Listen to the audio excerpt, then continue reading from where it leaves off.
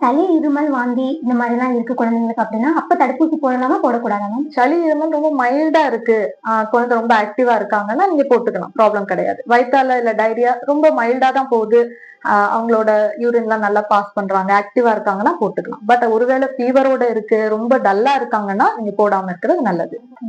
Vaccine போட்டதுமே குளிக்க வைக்கலாமா ma'am குழந்தைங்களுக்கு? ஃபீடு குடுத்துக்கலாமா மேம்?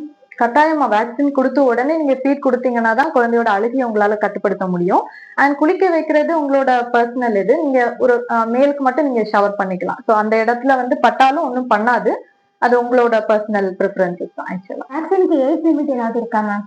வேக்சின் வந்து நம்ம சின்ன குழந்தையில இருந்து வளர்ந்த பெரியவங்க வரைக்கும் போட்டுக்கலாம். ஸோ ஆக்சுவலா வேக்சினுக்கு ஏஜ் லிமிட் வந்து இல்ல. அண்ட் வந்து முக்கியமா நீங்க பிறந்த குழந்தைக்கு வேக்சின் வந்து நம்ம போடுவோம். பிசிஜி, ஓபிவி அந்த மாதிரிப்பட்ட வேக்சின்ஸை நம்ம போடுவோம். இது வந்து நம்ம போலியோல இருந்தும் டியூபர்குலோசிஸ்ங்கிற காச நோயில இருந்து நமக்கு ப்ரொடெக்ஷன் கொடுக்கும். அது மட்டும் இல்லாம இப்ப நம்ம பிறந்த டோஸ்ல நம்ம போடுறோம் இல்லையா வேக்சின், அதுவும் 6 வாரத்துல நம்ம ஒரு வேக்சின் போடுவோம் குழந்தைக்கு.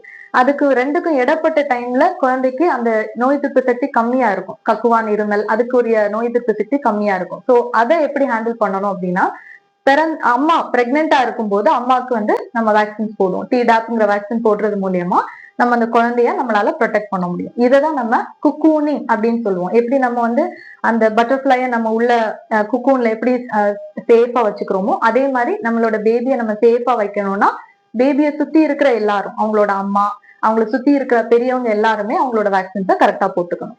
இப்ப 5 வயசு வரைக்குமே நான் வேக்சின் எல்லாமே போட்டுக்கணும். இதுக்கப்புறமும் போடணுமா மேம்? 5 வயசு வரைக்கும் போட்டிருக்கீங்கன்னா மெஜாரிட்டி வேக்சின்ஸ் நீங்க கவர் பண்ணிருக்கீங்க. பட் வந்து நீங்க போடாத ஒரு வேக்சின் இருக்கு. 9 இயர்ஸ்க்கு அப்புறம் நீங்க ஒரு வேக்சின் போடணும். அது என்னன்னா ஹெச்பிவி அப்படிங்கிற vaccine, human papilloma virus vaccine. இது நீங்க கேள்விப்பட்டிருப்பீங்க. ஆக்சுவலா சர்விக்கல் கேன்சருக்கான ப்ரொடெக்ஷன் கொடுக்கும். அது மட்டும் இல்லாம பாய்ஸ்க்கும் போட்டுக்கலாம். அந்த ஜெனைட்டல் கேன்சர் அந்த அந்த ப்ரொடெக்ஷனும் உங்களுக்கு கொடுக்கும்.